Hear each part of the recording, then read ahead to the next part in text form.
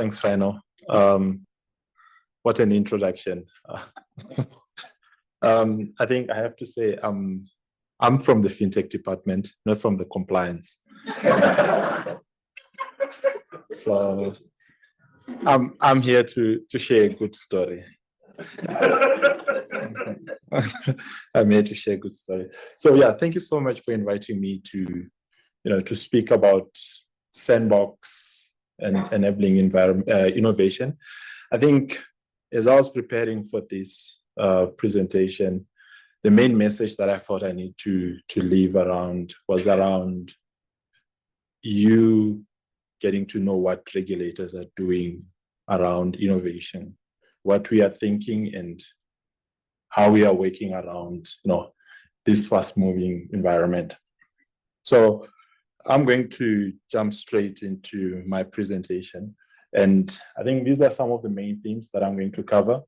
FSCA's innovation mandate, the innovation toolkit that we are using to stay ahead and to stay updated in this environment. Okay, sorry. Let me. All right. And also, I'm going to spend some time on some of the cases that have gone through the Sandbox, and also talk a little bit about some of the technological trends or emerging technological trends and tools that we are seeing having an impact in the environment. So just as an intro and setting the scene, in the past, I think innovation was mainly driven by incumbents. So we are talking about banks, insurance companies, and these firms were heavily regulated. And what we are seeing now is that the market is no longer just incumbents. We are seeing new players joining the financial services space, and they are not just fringe players. They are coming in to take a bigger share in terms of the market share in the sector. And the new products and services that are being introduced, they can't wait for us regulators to get to know them, and then we start to regulate after they have been introduced. We find these products, they come first, then regulation tends to follow. And we can talk about a number of innovations that we have seen in the space. We have seen also new players that were not previously in the financial services space. We talk of telcos. In the past, they were not in the financial services space, but they are coming in to dominate the space. We can talk of M-Pesa in Kenya. I think it has done a great job. In South Africa, we can talk of VodaPay, Momo Money. We can also talk about, big tech firms like your Google, your Apple. They are also entering the financial services space. So this is a space not just for incumbents and banks as it was in the past, but new players are entering the space. And as a result of this, I think us as regulators, we cannot be left behind. There is great need for us as regulators to also understand the implications of these products, the implications of these innovations, the impact that they are bringing in, positive or bad, and so that we can rethink how we regulate and how we do things. So in response to these developments that were taking place in the sector, way back in 2016, key financial sector regulators that you're seeing on the screen, they came together and then they formed what we call the Intergovernmental Fintech Working Group, which is mainly a collaboration of these regulators. And it was established mainly to understand the growing role of innovation in the financial sector, and also to explore how regulators can more proactively assess the risks that were emanating from these products, and also opportunities in the market so that we can enable those innovations to take place. So there is participation from the Reserve Bank, NCR, under this working group. So when that working group was formed, I think it also happened immediately after that. The FSCA then formed a fintech department, and the Reserve Bank also formed their own fintech unit.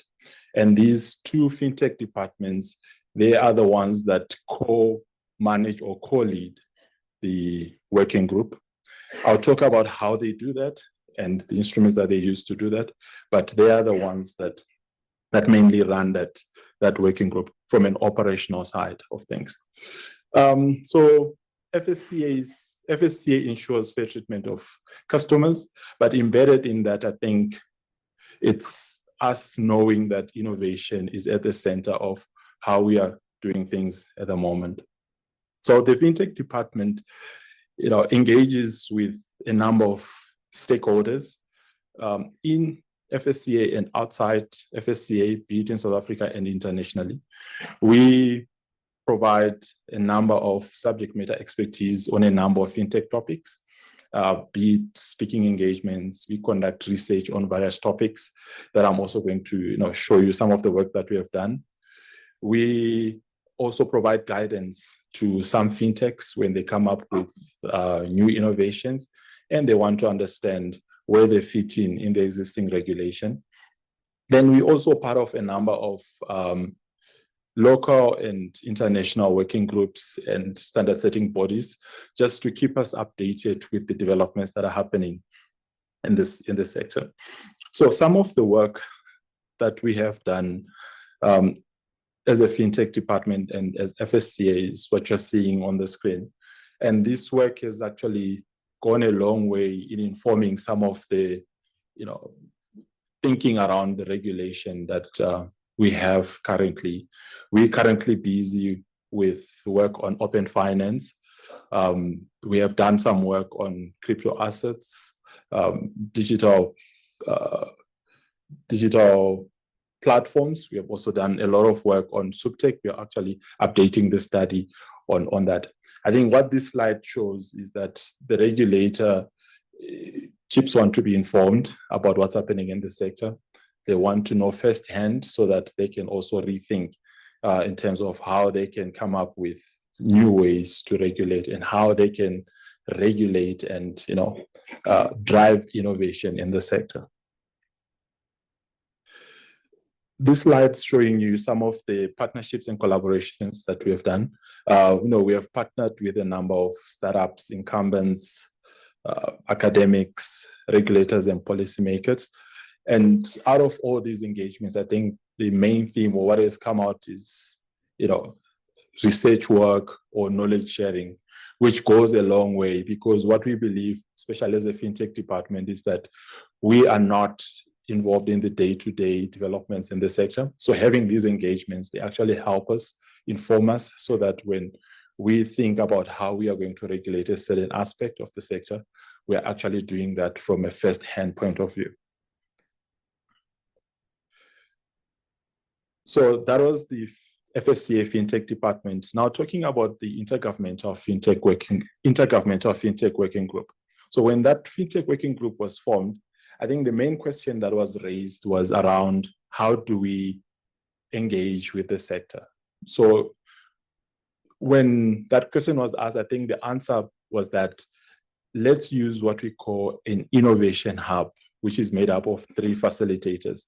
So the 3 facilitators are made up of the Regulatory Guidance Unit, where we provide guidance to a number of FinTechs, be it incumbents, or even if it's just an idea from someone who's thinking what they want to innovate and how that can be regulated.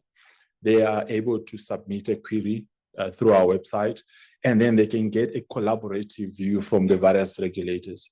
So what it means is that it stops these FinTechs from visiting the FSCA to get guidance, and then the Reserve Bank, and then NCR, depending on their innovation. That platform gives them access to all these regulators that are part of the Intergovernmental FinTech Working Group, and then they can get that guidance and they can then use that to further their innovation. We have the Innovation Accelerator, which we use to drive innovation internally as regulators. This is where we conduct our own research work for us as regulators, where we share information. We also engage the sector and collaborate with the sector just on specific projects to learn more. But it's more of our research platform as regulators. Then we have the regulatory guidance, the regulatory sandbox, where we test innovations that are not yet covered or that are not yet covered in the existing regulations. I think what we can all understand is that innovation pushes the boundaries, and some innovations that we see may not be covered in the existing regulation, but we cannot maybe stop it from being introduced. But then what we have created is a sandbox, an environment where these innovations can come in. We can test them under a controlled environment. And within that testing environment, we are able to learn, the good things and the bad things around that. And then we are able then now to decide how can we regulate those innovations going forward. So this is the platform that we use as FSCA and other regulators to engage with the sector and the fintechs. And we use these learnings to inform how we then regulate some of these innovations as they come in.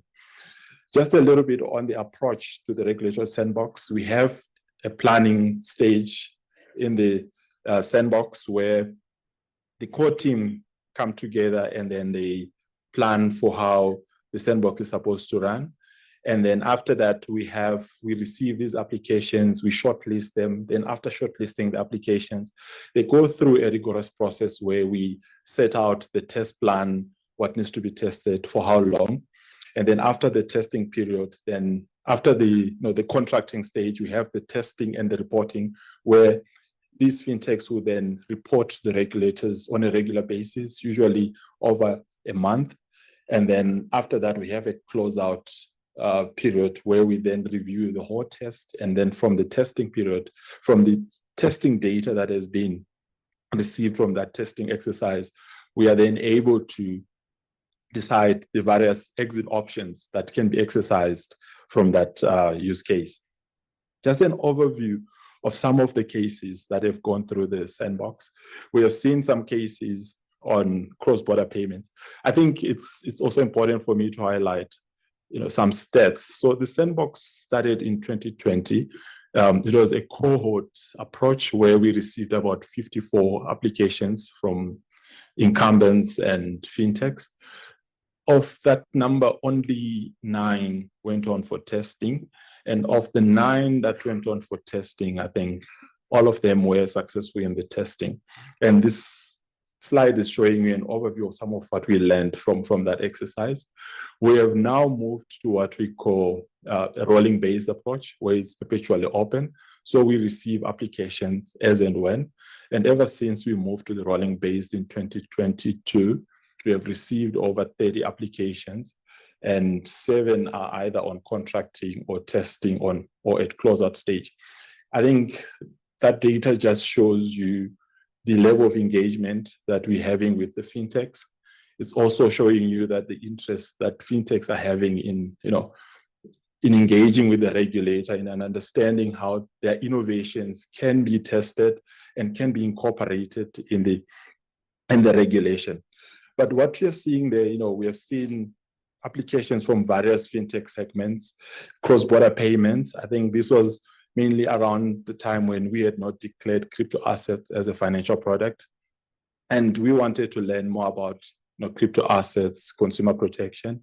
And those tests or that test helped us to understand what blockchain or crypto assets can do when it comes to cross-border payments, the impact that they have on remittance costs and improving speed, especially for the underserved market. We also received a number of applications on crypto assets. They helped us understand, because at that time, it was still a new innovation. And as regulators, we didn't really understand how it works. And taking these innovations through the sandbox, it helped us to stay closer to them, understand what's happening, and also how we are going to regulate them. We have also seen some tests on cross-border, on crowdfunding. I think a notable one is index insurance, where I think that was Santam that tested that innovation on soil moisture index.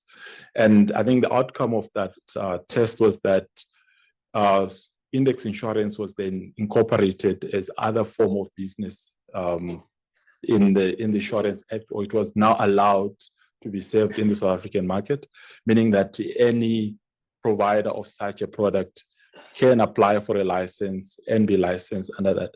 And that guidance or that data actually was pulled through from the sandbox testing that took place in the IFWG sandbox. We have also seen another test on alternative credit scoring, where a fintech was testing alternative data. In this case, they were looking at rental data to see if that can be used to enhance credit scores for thin-filed clients. That case is still at the closeout stage, and the regulator is still deciding how they can close out that innovation. Looking at some of the emerging technologies and trends, AI and machine learning, I think we are engaging a lot with a number of fintechs and providers that are coming up with solutions that utilize AI, machine learning. And these tools, they actually go a long way in terms of automating regulatory reporting, detect anomalies and flag suspicious activities. We're also talking about RegTech and SupTech. I think as I'm speaking, we are furthering our study on SupTech, and FSCA is also, it has an initiative on its IRS, which is a SupTech initiative that is aimed at streamlining how we license and regulate, making use of technology. Then robo-advice tools, they help, deliver investment management and streamline operations and compliance, much quicker. So we are also seeing that, engaging with a number of providers that are coming up with these solutions. I think also from our end, we engage them from a perspective of how can that enhance regulation? How can that enhance how firms are regulated? And if their solution is, challenging existing regulation, then we can see how that solution can be regulated. Distributed ledger technology, I think as much as we have declared crypto assets as a financial product, there is still a lot more that we are still doing on that front. There is work that's going on under the IFWG on tokenization of assets. So that is the fractionalization of assets to allow, fractional ownership of traditional assets. Then we've got some work on DeFi. I think last year we published a report on DeFi. There's also a lot of work that's going on stable coins, trying to understand how we can regulate that, and also trying to also understand South African landscape when it comes to stable coins.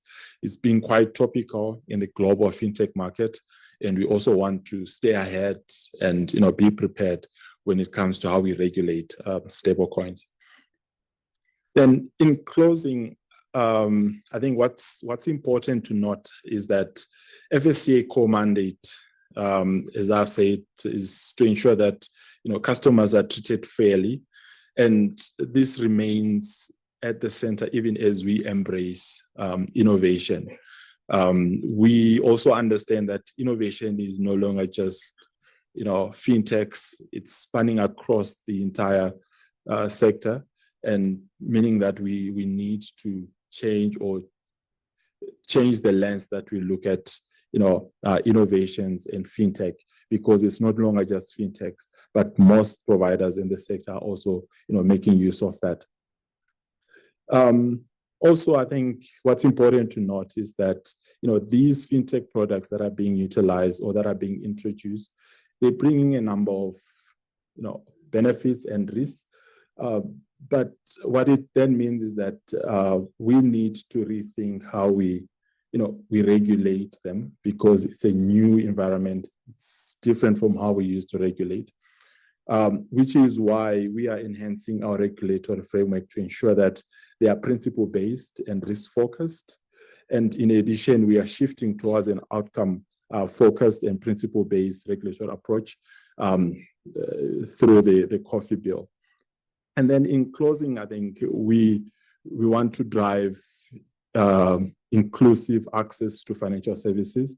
And, we believe in innovations that can do that and save these underserved communities in a way that's more secure and, more affordable as well. I think I've reached the end of my presentation. I think I was able to show you what FSCA is doing and what we are thinking. around fintech and innovations. Thank you so much.